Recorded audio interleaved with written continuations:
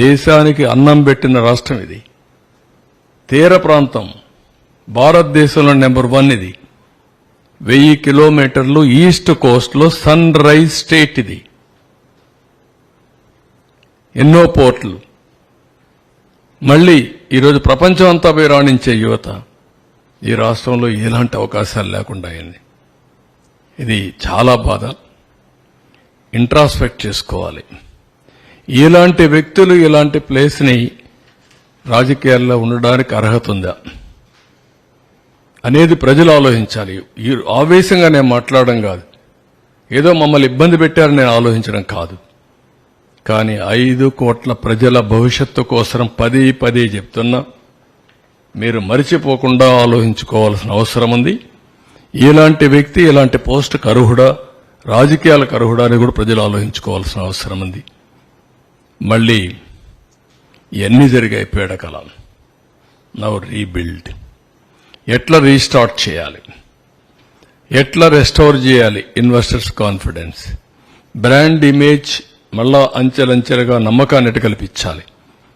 Vision to create a world class capital which Boost the image of the state and improves the confidence of the people. మళ్ళా ప్రజలకు నమ్మకం రావాలి, మళ్ళీ రాష్ట్రం నిలబడాలి.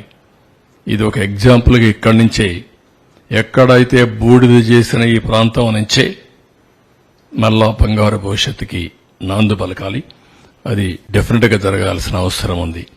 నెక్స్ట్, అందుకే ప్రజా రాజధాని అమరావతి.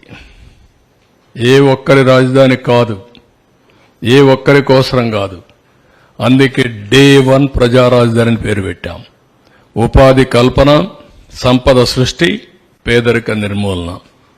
26 జిల్లాల అభివృద్ధికి ఆదాయ వనరు మన అమరావతిగా ఉండాలి. 175 నియోజకవర్గాల యువతకు ఉద్యోగాలు కల్పించే కల్పవల్లి అమరావతిగా ఉండాలి. ప్రతి పంచాయతీ సంక్షేమానికి నిక్షేపం మన ప్రజా రాజధాని.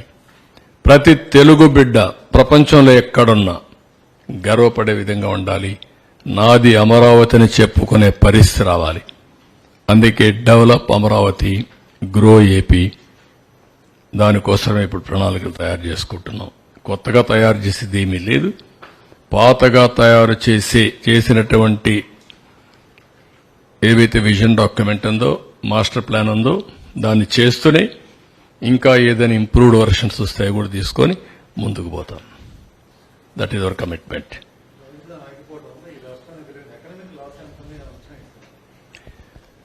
అందుకే నేను ఒక మాట చెప్పాను, ఎంత అని చెప్పలేకుండా ఉండే పరిస్థితుంది. ఒక్క విషయం మీరు చూస్తే, ఆ రోజే ఎకరా 10 కోట్ల రూపాయలు అమ్మే పరిస్థితికి వచ్చింది. అక్కడి నుంచి భూమి అడిగేవాడే లేడు. 1 ఎకరా 10 కోట్ల రూపాయలంటే చుట్టుపక్కల అన్ని భూములు మీరు లెక్కేస్తే ఈ 5 ఏళ్లలో అమరావతి ఇదే మరిగా పనులు జరుగుంటే, ఇక్కడ భూములు అమ్మిన వాళ్ళు బయట భూములు కొనడం మొదలు పెడితే ఇది ఒక సైకిల్. మొత్తం హైదరాబాద్లో డబ్బులు సంపాదించి ఆదిలాబాద్లో భూములు కొంటున్నారు. మారుమూల ప్రాంతంలో భూమి వాల్యూ పెరిగింది. ఎందుకు పెరిగింది? ఇక్కడ డబ్బులు సంపాదించిన వాడు ఇక్కడ పనిచేస్తూ ఆదిలాబాద్లో ఫామ్ హౌస్ కట్టుకొని అక్కడ శుభ్రంగా వీకెండ్ పోయి పనిచేసుకుంటూ మళ్ళా వచ్చే పరిస్థితిలో ఉన్నారు. అదే అభివృద్ధి, అదే సంపద సృష్టి. రెండోది, ఇక్కడ ఈ 5 ఏళ్లలో వచ్చుంటే నాలెడ్జ్ ఎకానమీలో కొన్ని లక్షల మందికి ఈ బిల్డింగ్లన్నీ కట్టిన తర్వాత 50,000 కోట్ల రూపాయలు ఖర్చు పెడదాం అనుకున్నాం. 50,000 కోట్ల రూపాయలు ఖర్చు పెడితే దాంట్లో రీసైక్లింగ్ లో మళ్లీ ప్రభుత్వానికి ఆదాయం ఒక 20-30 వేల కోట్లు వచ్చేసేది. ఇన్కమ్ ట్యాక్స్ వస్తుంది, జీఎస్టీ వస్తుంది, కన్జంప్షన్ లో జీఎస్టీ వస్తుంది, ఎక్స్పెండిచర్ లో వస్తుంది. ఇది ఎకానమీలో ఒక ఇదినమాట. ఎకానమీ అంటే ఒకటి ఉత్పత్తి చేయాలి, ఒకటి కన్జ్యూమ్ చేయాలి, అంతే. అది ప్రోడక్ట్ కావచ్చు, సర్వీసెస్ కావచ్చు, ఏదైనా కావచ్చు. అలాంటి ఎకనామిక్ యాక్టివిటీ ఉన్నప్పుడు ఆటోమేటిక్ ఇప్పుడు హైదరాబాద్ వచ్చింది. ఎన్నేళ్లు పట్టింది? 25 ఏళ్లు. ఎక్కడికి వెళ్ళింది? ఊహించిన పరిణామాలు వచ్చాయి. ఎట్లొచ్చాయంటే ఒక్కొక్కసారి స్టెప్ బై స్టెప్ ముందుకు పోతా ఉంటే యాడ్ అవుతా ఉంటాయి. అది యాడ్ అయ్యేది. ఆ విధంగా కొన్ని ఒక్క 8,000 ఎకరాలు, ఎకరా 20 కోట్ల రూపాయలు చేసిందనుకోండి ఇప్పటికి 10 ఏళ్లలో. What is income? 1,60,000 కోట్లు. ఒక్క 8,000 ఎకరాలు ప్రభుత్వ భూమి మాత్రమే 20 కోట్లకు మనం అమ్ముకోనంటే.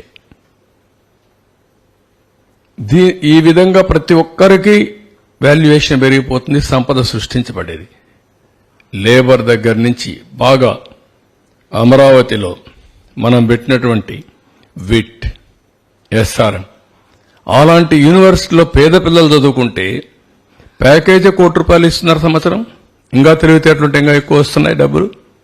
అదే కదా చాలాసార్లు ఎగ్జాంపుల్ చెప్పారు. అలాంటి one of the world class institutions ఇక్కడ తేవాలని, ఇండియాలో ఉండే టాప్ 10 ఇక్కడ రావాలి యూనివర్సిటీస్, టాప్ 10 కాలేజెస్ రావాలి, టాప్ 10 స్కూల్స్ రావాలి, టాప్ 10 హాస్పిటల్స్ రావాలి. దట్ ఈస్ ది స్పిరిట్ మనం తీసుకునింది. దానికి ఏమి ఇస్తున్నాం? కొంత ల్యాండ్ ఇస్తున్నాం, వాళ్ళు ఇన్వెస్ట్మెంట్ వాళ్ళే పెట్టుకుంటున్నారు. దానివల్ల ఈరోజు ఎస్ఆర్ఎం ఉంది. 20,000 మంది పిల్లలు చదువుకుంటున్నారు. దాంట్లో సగం మంది అన్ని రాష్ట్రాల నుంచి వచ్చారు. ఏమైంది? అన్ని రాష్ట్రాల నుంచి పిల్లలు వచ్చి మన పిల్లలు చదివే కొందికి ఇంటిగ్రేషన్. మనమే కూర్చున్నప్పుడు కొన్ని ఆలోచనలు రావు. అందరూ కూర్చున్నప్పుడు ఆ కల్చరల్ ఎక్స్చేంజ్ కానీ, నాలెడ్జ్ ఎక్స్చేంజ్ కానీ ఇవన్నీ జరుగుతాయి. అందుకే మనం సింగపూర్ పంపిస్తాం, అమెరికా పంపిస్తాం మన పిల్లల్ని. అలాంటి ఇన్స్టిట్యూషన్స్ మనం క్రియేట్ చేసుకోలేకపోతే క్రియేట్ చేయగలుగుతాం. ఆ స్పిరిట్ ఇక్కడ తీసుకున్నాం. వెళ్తున్నారు కదా, ఈ అమరావతి గురించి కేంద్రం ముందు అన్ని విషయాలు మాట్లాడతాం.